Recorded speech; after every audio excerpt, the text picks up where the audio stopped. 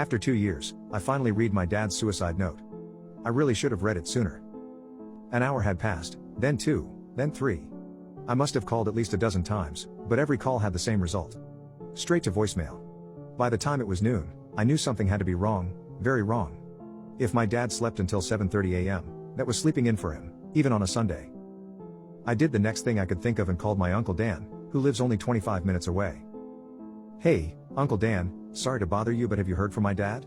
He never called to say he was home last night, and well, he hasn't answered his phone." "Oh, I'm sure he's fine, he's probably just sleeping in.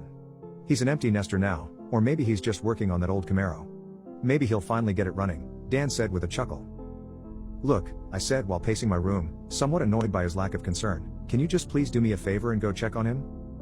"I'd love to, but I'm at the lake right now, having myself a nice quiet fishing trip.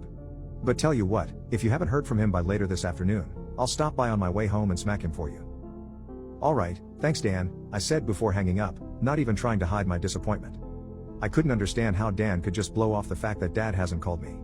I knew my dad better than anybody, and this wasn't normal. I called the highway patrol next and asked them if there had been any accidents involving a 2006 Chevy Silverado. Thankfully there had been none. After that I called the local police from my dad's city, asking them to file a missing persons report or to do a wellness check. They blew me off the same way Uncle Dan did, telling me that he's an adult and has no obligation to check in with his teenage daughter, and recommended that I wait a couple of days. By 2 p.m., still, with no phone call and nobody that would take me seriously, I grabbed the keys to my dainty maroon sedan and started driving. I drove fast, I couldn't help it, but I made it home in just 2.5 hours, cutting 30 minutes off the usual 3-hour drive. I felt my heart speed up, and hit a little harder, as I pulled into my neighborhood, anxious to get some answers. As the garage door opened, I could see the Chevy Silverado in the garage, next to the rusty old Camaro with parts and tools scattered about. Feeling a little relieved, I took a deep breath in, and let my chest push the air back out. "Dad?" I called out as I walked through the door. His keys, wallet, and cell phone all lay in place on the old, beat-up, brown shelf next to the door. "Dad, are you home?" There was still no answer as I peeked out into the backyard. It seemed as though the home I'd known my whole life had never been so quiet. It was usually filled with the sounds of conversations, laughter, music, or the sound of sports playing in the living room. Tonight, however, the silence of the house was so muted that each stair creak sounded like the house was moaning in pain as if it was being forced to tell a dark secret. "Dad?" I called out, a little softer this time, scared to disturb the leering silence. I gave his bedroom door a soft knock, then twisted the doorknob and pushed lightly, encouraging it to slowly open with a drawn-out, squealing creak. That's where I found him. The first thing I noticed was the blood. The headboard of his bed had a deep red, almost black in the middle, spatter of blood. It looked as if someone had filled a large water balloon with blood and launched it at the headboard. The splatters of blood projected upwards from the headboard, leaving long streaks of blood up the wall, and even onto the ceiling. Laying on the bed was my father, thankfully slumped in a way that I could not see his head and face.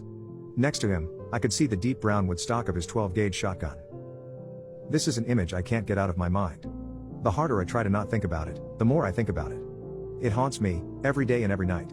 I frequently have nightmares, where I watch a dark figure place a shotgun to my dad's head and pull the trigger, sending blood and brain matter flying throughout the room.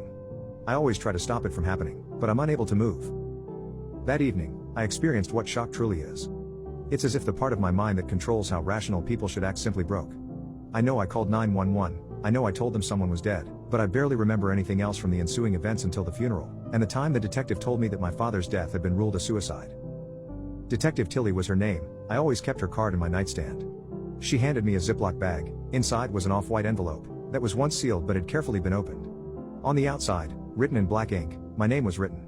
"It's addressed to you," Detective Tilly said. "We had to process it for evidence, but the case is closed and this belongs to you." The next thing she handed me was her card, with a soft touch on my shoulder and a promise that I could call any time, under any circumstance. Over the following 18 months, my life can only be described as an absolute mess. I was hospitalized twice. Not for physical injuries, but psychiatric ones. I would simply forget to eat, and ended up severely underweight. Another time, I was apparently found by police walking down the highway at night, barefoot, wearing only shorts and a t-shirt. I don't remember that, but needless to say, I did not end up following through with college.